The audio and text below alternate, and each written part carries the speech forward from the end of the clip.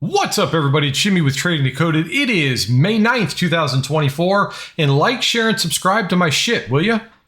Man, you guys don't make it to the end of the video, so now I got to put it in the front of this one. With that said, I'd appreciate it if you'd do such a kind thing, okay? What a great day today. We had a beautiful move to the downside that majority of us caught. We had a beautiful move back up to the upside. We found a couple counter trend trades, both early in the day, one a little bit later in the day. We had some times not worth trading, but all in all, it was a pretty good day. In fact, I think currently right now we're sitting at about a 35 reds and 180, 190 greens. Great day for the community. Great day for everybody who was one and done. Great day for people who didn't trade against the trend. Great day for people who didn't have a bias. But let's get into the chart and talk about what we found and what we were looking for. Well, pre-market was kind of a mess. And then we had 8:30 reports. Now, under normal circumstances, under normal times, higher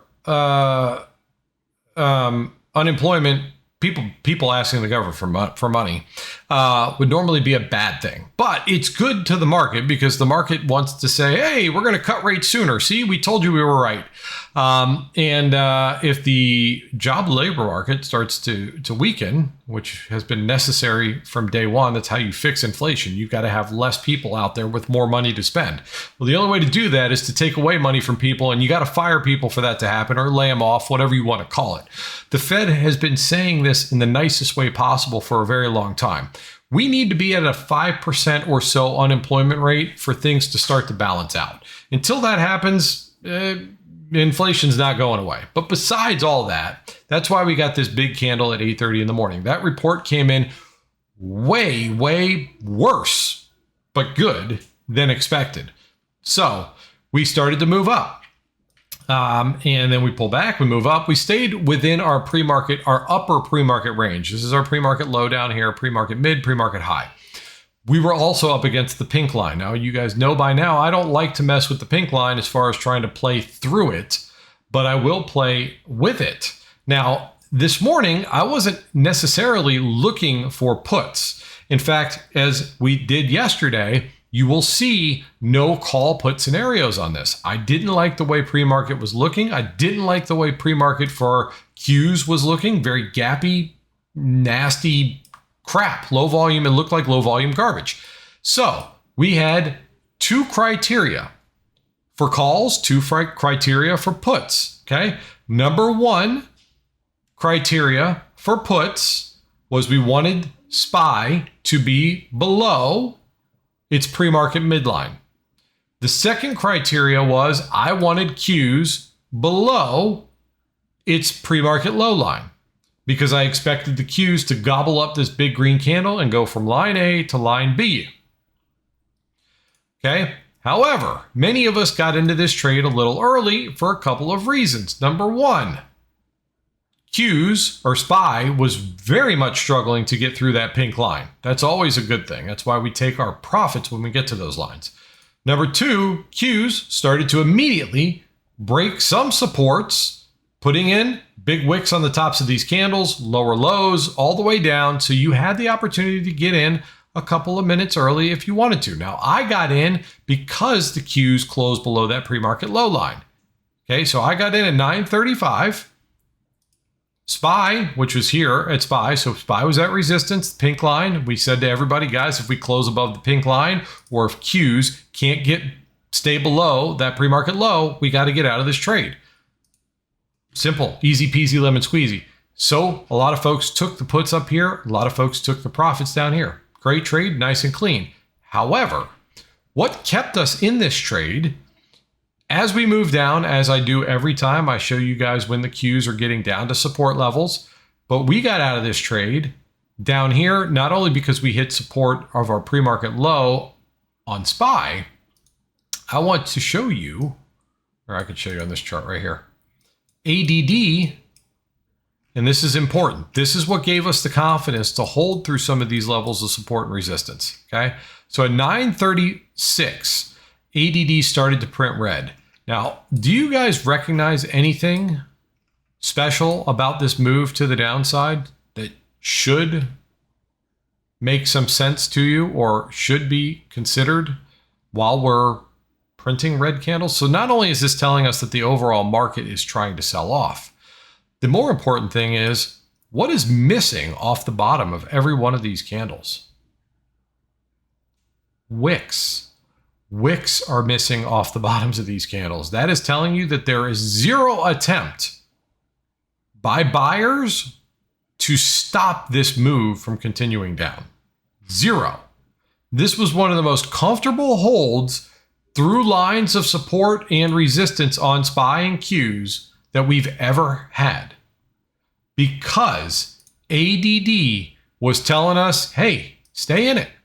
Now, whether you chose to stay in it after this, when we started to see this wick developing on ADD, is when we said, guys, we're on support for SPY, and in ADD and Qs were on support, by the way, at that time. And ADD is starting to show like buyers are stepping in to try and catch this knife. So there was 3 reasons to consider getting out of that, but this one right here, this one was an important one. This was the low of day, not only on ADD, but on Qs and SPY as well. Qs low a day there, SPY low a day here. That right there, if you got in at this candle, got out down there where we all got out, most of us, 75% return. 75% return. If you got in here because that's the second criteria finally being met, you still made a 40% return. So you have an aggressive entry, you have a conservative entry. In either case, we know where we're going to stop out in the aggressive one. We know where we're hoping for it to go. And all of that worked out. So that was a beautiful, beautiful one and done trade for me personally and a whole bunch of other people in our room. Then we started to make our way to the upside. And at this point, people started asking me, Jimmy, would you buy puts at resistance? There is a big difference between buying puts here when we've made no attempt to go up than there is to try and buy them when you get back up from a drop that big. I look at this move to the upside and say, it's a little bit more momentum to the upside than I'm willing to play against. Okay, at that point, ADD had started to move up. Okay, ADD started to move up. So you have the overall markets throwing money back into the market. SPY is clearly moving back up. Now, the criteria for getting into calls, as I forgot to tell you guys before, was we wanted to see the Qs, I believe we wanted to see the Qs breach their pre-market high or get above or close above, what was it, 1038? Is that what this is here? No, 10 o'clock. 10 o'clock candle. Oh, this one right here. We wanted Qs to be back above 439.61, expecting it to continue up to its next line of resistance. That's what it was. Okay? We trade the Qs all the time, guys. We got into this trade early because of the Qs. We got in conservatively because of the Qs. And I follow the Qs religiously. If we're moving up, breaking through levels of resistance, say to everybody, wait for the 10 o'clock candle to close so we could see what happens. That was this. But we got a candle close above 439.61. We held above it at 10 o'clock. And then we were expecting it to run up to the next resistance. That's all I tell people. Okay, it doesn't mean it's guaranteed to happen. It doesn't mean we can't get to that resistance and come back down. It just means that, hey, we're coming off higher lows and I believe the resistance is going to fail. And if that happens, I think it's going to run up to the next resistance. It's very simple. Okay, well, when the Qs got up to that next resistance, it brought you from here on SPY to here on SPY. Excellent. Excellent. Nice clean trade. I didn't take it. Doesn't matter. Everybody knew about it before it was there.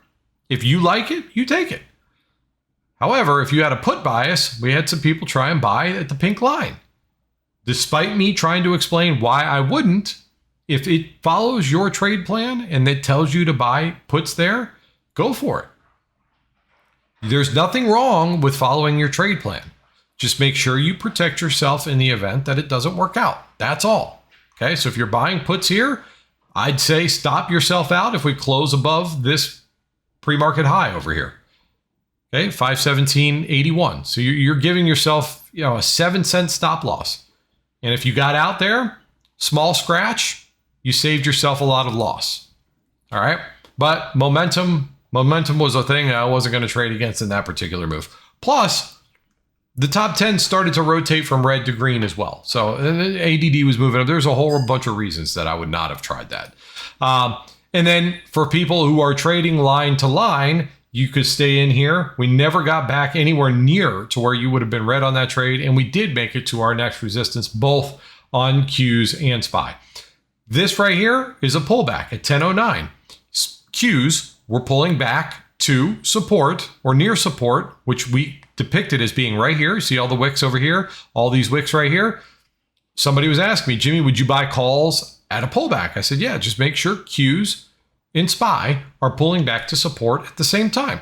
Well, we had this trend line. Here's your pullback, also support right here, right? I know it doesn't look like it, but we had an attempt to move backwards. Buyers stopped it from happening. Buyers held it and pushed it up from there. That is a level of support, whether you could see it or not. Okay, so we were on support here. You had trend line here. You had Qs pulling back to support, which was here based on this support. Give it a go. Okay, give it a go. The only thing that would have kept me out of buying calls here is if we were coming off of a lower high, which we will talk about here in a minute. For my put holders, I'm trying to explain to them, if you're interested in playing puts, clearly you have a bias at this point, but give yourself the benefit of doubt and wait for this trend to at least be over by breaking a couple of support levels or breaking the trend line at least. Okay, I was not an advocate for calls once we got above that, or for puts once we got above this pink line. Now we did find, as I told you guys in the beginning of this video, some counter trend trades to take that made a lot of sense, where there's an argument to be had where you could see why taking the trade and why skipping the trade. We'll talk about those when we get there. So at any rate, line to line, pull back to resistance, it all worked. Then we broke the uptrend. Now, one of my rules, and it ended up not being the right thing to do in this case, but I can't see the future. If we are moving up, we pull back and we come off of a lower high, which is right here, I get asked often, Jimmy, would you buy calls on support down here? The answer is no. I do not like to buy calls coming off of a lower high. In this case, buying calls on this support would have paid handsomely. It's just something that doesn't typically happen. I will tell people all the time, and you can look for it yourself. If we were coming down from lower highs, this support usually fails. So because probabilities say that that's likely the case, I choose not to buy off of those supports. And it's the same thing if we're putting higher lows and we come to resistance, I'm not going to buy puts at that resistance. It's telling me that the buyers are getting stronger, not weaker. Okay? So nothing here for me, although it was a great entry, I just can't see the future, but it goes against the rule I have, which is I'm not buying puts or calls off of a lower high. Likewise, people were asking, Jimmy, would you buy puts at 518.41? No. Why? Because we're coming off of a higher low. This is still an uptrend. Okay? Not taking the chance. If you want to take it because Qs are at a line of resistance, that's up to you. But if Qs and or SPY, mostly Qs, are coming off higher lows or lower highs, that changes the entire dynamic for me as far as pullbacks go. So for those of you who are asking, how do I know which pullback's going to hold and which ones don't? I don't know. Nobody can ever know that. But what I do know is when I wouldn't trust the pullback to a line of support. And this is one of those instances. Just like higher low, zero chance of buying puts here. Zero. And you don't have to buy calls there, but I wouldn't buy puts there myself. Nonetheless, we're moving up, we're moving up, we're moving up. 1052, what's going on in the Qs at 1052?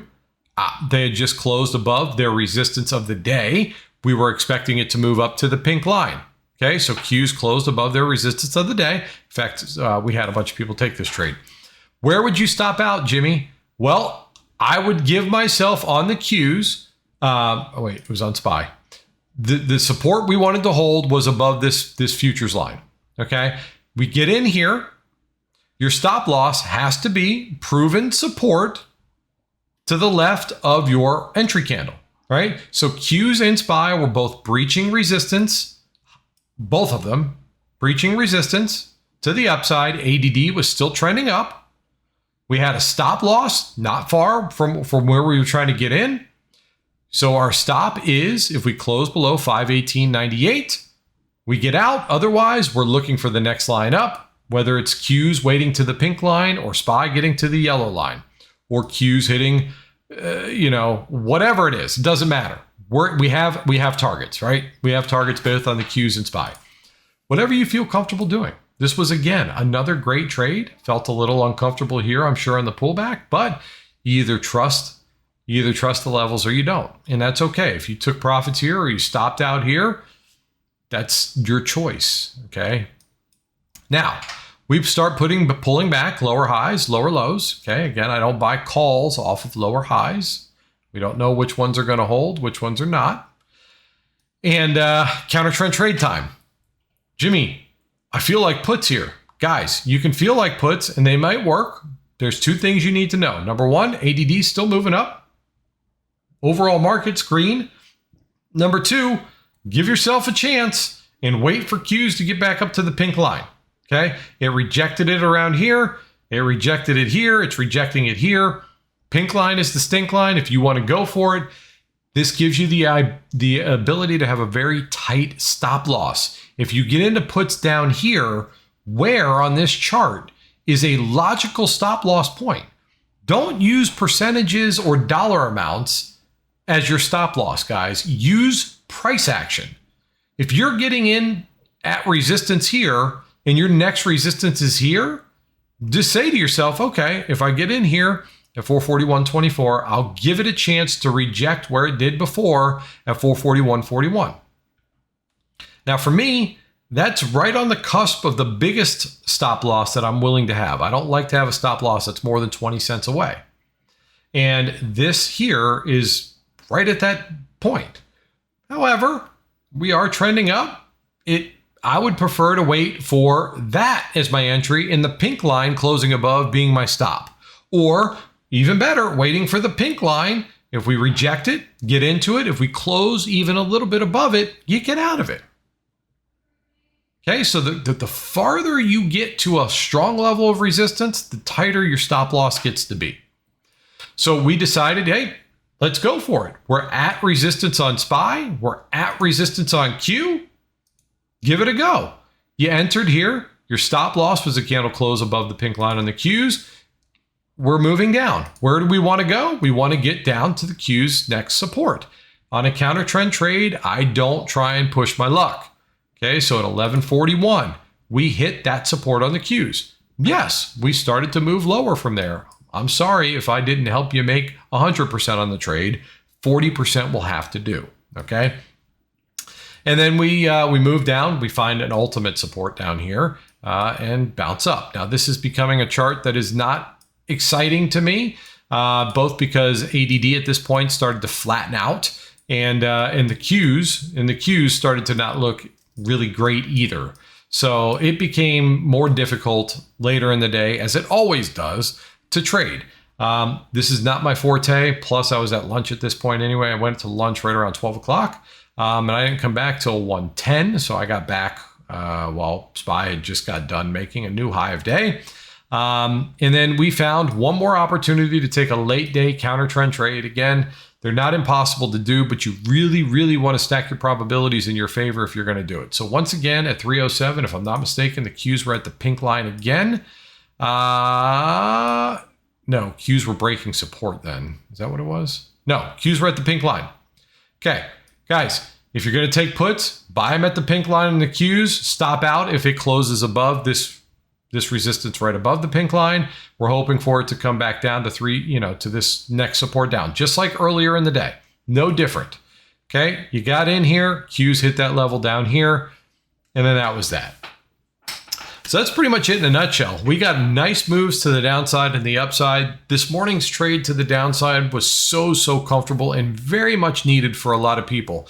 Monday, Tuesday, and Wednesday of this week, Monday and Tuesday specifically, were very, very rough days for some people, and it's understandable. The chart was garbage. We haven't seen garbage charts like that for quite some time, if you think about it. When I say garbage, I mean like the old school days used to be.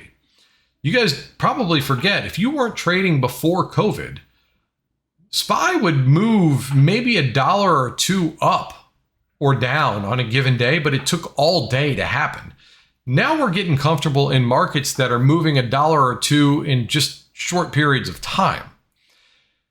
The volatility is nice, and we've gotten used to that volatility. And when that volatility drops or goes away, you have to recognize it and be prepared, because contracts don't move the same, price action doesn't move the same.